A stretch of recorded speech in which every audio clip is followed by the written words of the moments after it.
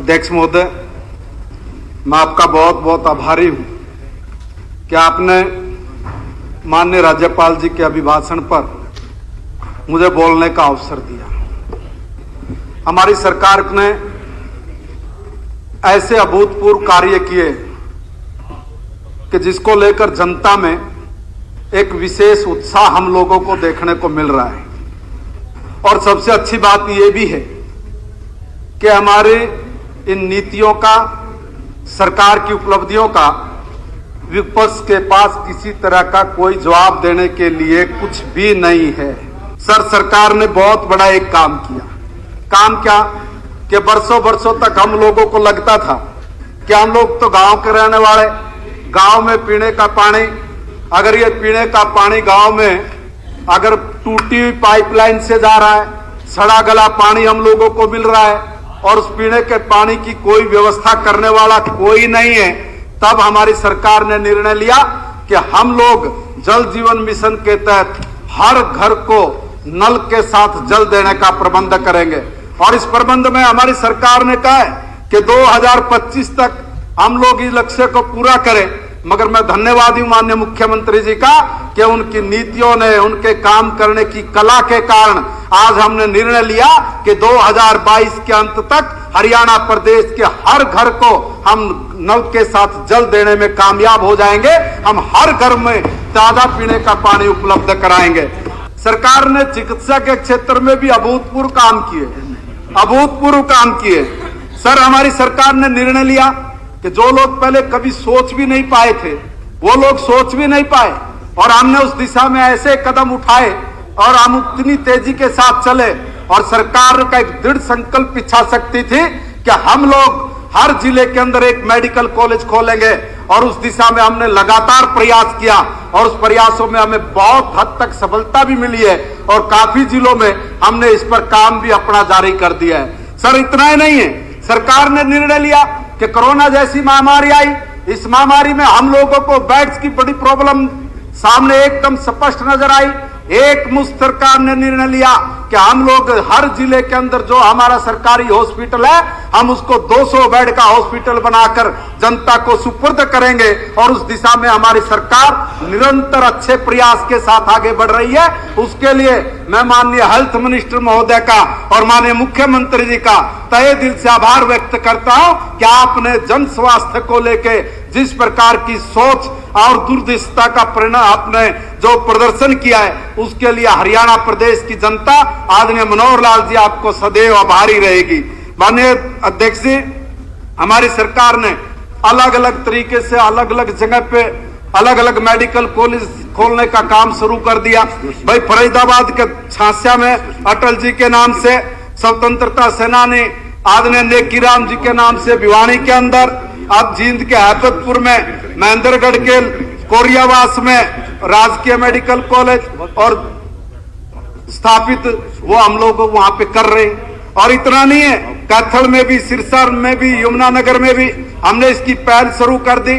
अब इसे यह हॉस्पिटल मेडिकल कॉलेज तो हम लोग बना रहे हैं, मगर इसके साथ साथ जो नर्सिंग स्टाफ की हम लोगों को अति आवश्यकता है, जिसके बिना हमारे हॉस्पिटल अधूरे हैं, उसको भी ध्यान में रखते हुए माननीय मुख्यमंत्री जी ने निर्णय लिया, माननीय हेल्थ मिनिस्टर ने निर्णय लिया कि हम लोग यहाँ पर नर्सिंग कॉलेज भी बनाएंगे। और नर्सिंग कॉलेज बनाने के लिए कुरुक्षेत्र में भी, कैथल में भी, फरीदाबाद भी, रेवाड़ी भी, पंचकुला में भी हमने अपने काम को बहुत तेज गति से करना प्रारंभ कर दिया, जिसका नतीजा अभी से हम लोगों को देखने को मिल रहा है। और आने वाले दिनों में हम लोग स्वास्थ्य के क्षेत्र में एक ऐसी अभूतपूर्व क्रांति मनोहर लाल जी के नेतृत्व में लेकर आएंगे, जहां पर हर व्यक्ति को अपने स्वास्थ्य को लेकर चिंता ज्यादा करने की आवश्यकता नहीं होगी। उसको मुफ्त टाइप हम लोग कैसे स्वास्थ्य के साथ उसका हम लोग उसको आगे बढ़ाएं, उस दिशा में हमारी सरकार अपने इस काम को बढ़ा रही है। सर, इतना नहीं है, आजकल हम लोग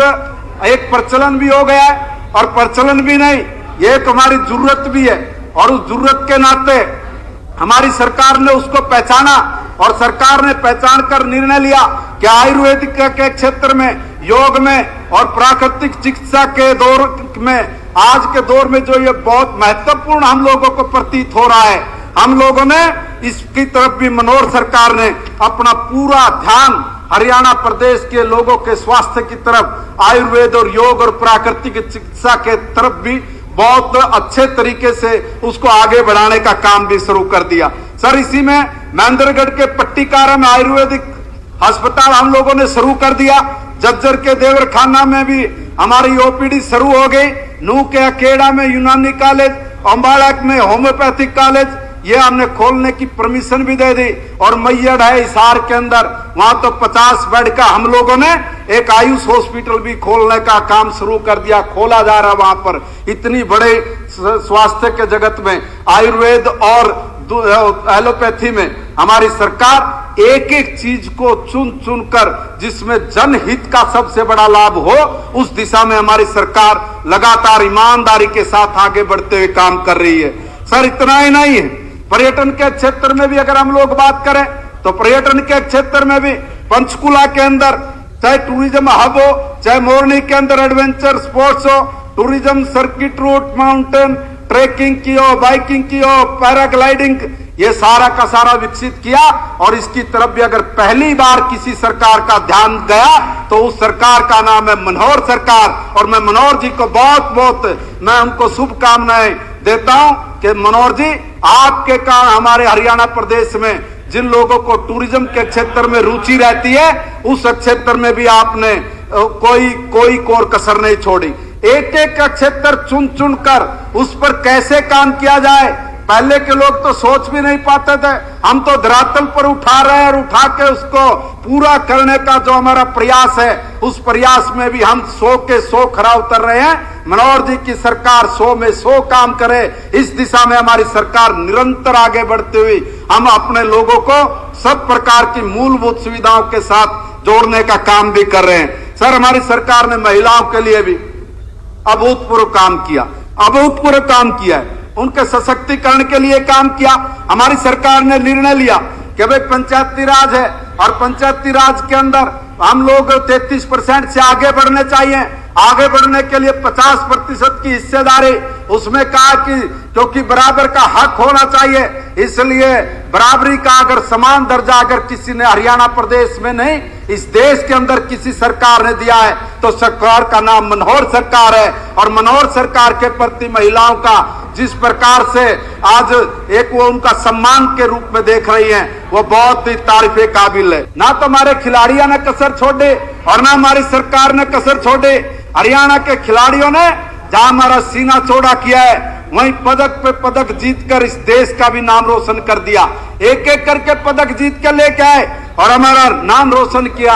और हमारे तो गांव के पास का छोरा नीरज चोपड़ा, उसने तो शेर ने ऐसा भाला फेंका कि सारे का सारा दुनिया उसको देखती रह गई, कोई उसका मुकाबला नहीं कर पाया। और जब मुकाबला नहीं कर पाया तो हरियाणा की सरकार ने भी निर्णय लिया कि जो भी हमारे स्वर्ण पदक जीत के आए हैं, कांस्य पदक जीत के आए हैं, जो हमारे लोग ये मेडल जीत के लेके आए हैं, इनके लिए खजाना खोल दो। और ऐसा खजाना खोला कि भाई 53 करोड़ रुपया सीधा हमारे जवानों के, खिलाड़ियों के खाते में डालने का काम ये आदरणीय मनोहर लाल जी की सरकार ने किया। आज की डेट में हमारी सरकार ने हर नए बिल्डिंग जिसकी जर्जर हुई थी, बहुत सारे स्कूलों को, अगर मैं कहूं कि 50 से 60% स्कूलों का हमने जीर्णोद्धार करके नई बिल्डिंग्स बना के इस प्रदेश के अंदर शिक्षा में उसके बुनियादी ढांचे में एक आमूलचूल परिवर्तन किया। इसमें कोई मैं कहूंगा कि शक की बात नहीं है कि भाई जो प्राइवेट स्कूल हैं, इन प्राइवेट स्कूलों की तरह हम लोग भी चाहते हैं कि हमारे सरकारी स्कूलों में भी कुछ तब्दीली आए। लोगों को भी लगता है कि प्राइवेट स्कूल में बहुत अच्छी एजुकेशन मिल रही है, मगर जबकि हमारे पास सरकारी स्कूलों में पढ़ाने वाले टीचर, हमारे स्कूलों के अंदर वेल क्वालिफाइड अगर हमारे अंदर यहाँ पर टीचर हैं, तो ना हम लोग भी इस ढांचे में कुछ परिवर्तन करें। और परिवर्तन के लिए हमारी सरकार ने एक निर्णय लिया कि हम यहाँ पर सरकारी मॉडल संस्कृति वरिष्ठ माध्यमिक स्कूल खोलेंगे। निर्णय लिया ही नहीं सर, इतना बड़ा आमूलचूल परिवर्तन हरियाणा की शिक्षा के क्षेत्र में हमने किया कि 138 मॉडल स्कूल हमने एक साथ खोल के हरियाणा प्रदेश में एक नया इतिहास शिक्षा के क्षेत्र में रचने का काम किया है। सर, हमारी सरकार ने निर्णय लिया कि भाई हमारी जो भूमि है, इस भूमि की शक्ति कैसी है, ये भूमि उपजाऊ है कि नहीं है। क्या कभी किसी सरकार ने आज से पहले सोचा कि भाई हम अपनी भूमि की जांच कराएं और पूरे देश की भूमि की जांच कराएं, हम अपने किसान को बताएं कि इसमें कौन सी फसल उगेगी, कौन सी फसल नहीं उगेगी, किस प्रकार की फसल अपने को उगानी चाहिए, उसके लिए भूमि की ताकत कैसी हो, उसकी उर्वरा शक्ति कैसी हो, उसमें नाइट्रोजन कितना हो, फास्फोरस कितना हो, जिंक कितना डले, जिप्सम कितना डले, इसकी कभी किसी ने चिंता की? कोई चिंता आज तक नहीं हुई। आदरणीय प्रधानमंत्री नरेंद्र मोदी जी और आदरणीय मनोहर लाल जी की सरकार ने निर्णय लिया और निर्णय इतना अच्छा आया कि आज हरियाणा प्रदेश के हर किसान का मृदा स्वास्थ्य कार्ड बना के हमने हर किसान की जेब में डाल दिया और उसके पास हमारा अधिकारी कर्मचारी जाता है और उसको एक बार जरूर बताता है कि आप लोग इस प्रकार की भूमि में ये आप खेती कर सकते हैं, आप ये खेती करिए। और उस खेती करने के लिए सरकार ने बहुत सारी छूटें दी हैं। बहुत सारी छूट क्या दे दी? अगर हम लोग धान के पीछे पड़ गए तो सरकार ने कहा कि साहब धान छोड़ दो, आप कोई मक्का उगाओ, दलहन उगाओ और सरसों उगाओ, दूसरी चीजें उगा लो। आप लोग अगर इसको छोड़ोगे तो हरियाणा प्रदेश की मनोहर सरकार आपको 7,000 रुपए प्रति एकड़ के हिसाब से देगी। और हमारी सरकार ने हरियाणा प्रदेश के ऐसे हजारों किसानों को इस प्रकार की सहायता और अनुदान देके उनको प्रोत्साहित करने का काम किया है। इस फसल चक्कर को तोड़ने का काम शुरू किया है कि हम लोग ये फसलों का फेरबदल करके हरियाणा प्रदेश के किसान को आर्थिक रूप से भी कैसे सशक्त बनाए, आर्थिक रूप से कैसे मजबूत बनाए, इस दिशा में भी माननीय मनोहर लाल जी का सीधा और साफ साफ सोचना है। और उसी सोच के आधार पर हमारी सरकार निरंतर काम करते हुए हमने किसानों के लिए और भी बड़ा काम कर दिया। पहले तो अब लोग प्राकृतिक आपदा आती थी, आप लोग 5 रुपए के चेक देते थे, हमने 12,000 रुपए देने का काम शुरू किया। हम लोग 12 पे भी नहीं टिके। अब मनोहर जी ने कहा कि नहीं, नुकसान ज्यादा हो गया, इसलिए और आगे बढ़ जाओ। और इस बार आगे बढ़ने का नतीजा ये निकला कि हम लोग 15,000 रुपए पर एकड़ के हिसाब से वो मुआवजा देने के काम हमारी हरियाणा प्रदेश की सरकार ने किया और 561 करोड़ रुपए इसके हिसाब से हमने हरियाणा प्रदेश के किसान के सीधे बैंक में खाते में डाल के उनको लाभ देने का काम किया है। हमने हर क्षेत्र में हर वर्ग को टच किया है। हमने गरीब से गरीब व्यक्ति के लिए भी योजना बढ़ाई। हमारी सरकार ने निर्णय लिया कि हम लोग अंत्योदय पे काम करेंगे। और अंत्योदय का मतलब कि वो अंतिम से अंतिम व्यक्ति, अब किसी से पूछे आप में से अंत्योदय का मतलब क्या है, गारंटीड बात 80% लोगों को उसका मतलब ही नहीं पता है। मैं बता ही दिया जाता हूं, अंत्योदय का मतलब है वो अंतिम से अंतिम व्यक्ति जिसके पेट में दाना नहीं, जिसके तन पे कपड़ा नहीं और जिसके सिर के ऊपर छत नहीं, ऐसे व्यक्ति को भी मनोहर सरकार ने निर्णय लिया है कि हम लोग उसको भी हम अपने पैरों पे खड़ा करेंगे। और पैरों पे खड़ा करने के लिए हमारी सरकार ने जो मुख्यमंत्री जी के नाम से एक योजना चलाई है, उस योजना में हम पहले चरण में इस प्रकार के मेलों का आयोजन कर रहे हैं जिसकी इनकम 1 लाख रुपए से नीचे है। पहले उसकी इनकम को खड़ा करेंगे, उसको आगे बढ़ाएंगे और उसका डाटा हमारे पास पीपीपी पे आ गया, परिवार पहचान पत्र पे आ गया। ऐसी योजना भी हिंदुस्तान में पहला राज्य आदरणीय मनोहर लाल जी के नेतृत्व में बन गया, जिसने पूरे देश के सामने एक विकल्प रखा कि आप इस आधार पर आप लोग अपने हर नागरिक की तमाम प्रकार की सुविधाएं भी उपलब्ध करा सकते हो और उनको हर सरकारी योजना का लाभ सीधा उनके घर तक भेज सकते हो। ऐसी योजना को बनाने वाला भी पहला प्रदेश बन गया। मैं कहना चाहता हूं कि हमारी सरकार ने जो किया वो अभूतपूर्व किया। और इस जो अभिभाषण में ऐसी बहुत सारी चीजें हैं जो अभी हमने लिखी नहीं, वो लिखी इसलिए नहीं कि आप लोग पढ़ नहीं पाओगे, और पढ़ भी जाओगे तो तुम्हारे सिर के ऊपर को उतर जाएगी, इसलिए सिर के ऊपर को ना उतरे। इसलिए साधारण शब्दों में इस अभिभाषण में हमने अपनी सरकार की सारी उपलब्धि और जानकारियां रखी हैं। मैं माननीय मुख्यमंत्री जी का बहुत बहुत आभार व्यक्त करता हूं कि आपने हरियाणा प्रदेश के विकास के लिए, चहुमुखी विकास के लिए जिस प्रकार की योजना बनाई है, उस योजनाओं का लाभ हरियाणा प्रदेश का बच्चा हरियाणा प्रदेश का एक एक वर्ग ले रहा है। मैं ऐसे नीतिकार और ऐसी पॉलिसी बनाकर हरियाणा प्रदेश के लोगों के हित के लिए दिन रात 24 घंटे काम करने वाले मुख्यमंत्री को सलूट करता हूं कि आपकी बहुत बहुत वाहवाही चारों तरफ है कि आपने हर क्षेत्र में एक नया आयाम आपने छुआ है। आदरणीय डिप्टी स्पीकर साहब, आपके माध्यम से माननीय मुख्यमंत्री जी को बहुत बहुत बधाई और माननीय राज्यपाल जी के अभिभाषण का मैं समर्थन करता हूं। बहुत बहुत शुक्रिया।